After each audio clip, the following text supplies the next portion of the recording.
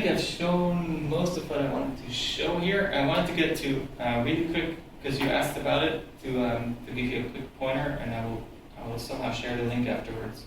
So we have the, I don't know if you know, but Semtech has the, what is it called?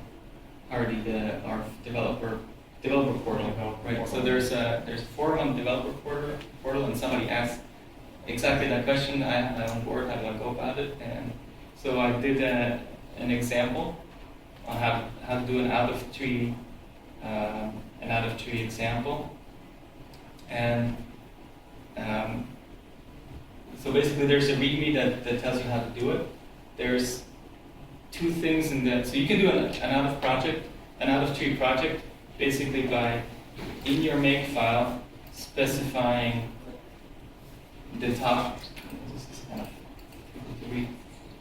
the top directory of the basic map in this variable, and then the make file stays the same. And then instead of including .projects.gmk, you have to include top directory, so you get the correct projects.gmk, and the rest is the same. So that's how you do an out of tree project. Basically, it's just pointing the make environment in the correct direction. And if you want to do custom board files, there's actually two little things that are broken right now in the make environment, but there's two small patches here. I mean, it's really basic things.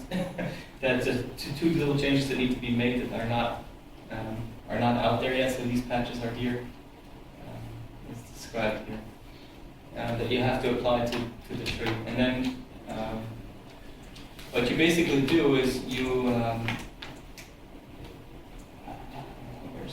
for the firmware, you would have a board file for your own device, and if you use the STM32 HAL, you can basically use our board macros, where you can define your GPIOs, so where the reset pin is for the radio, the DIOs, which SPI you use, or which pins you use with which alternate functions, and that's basically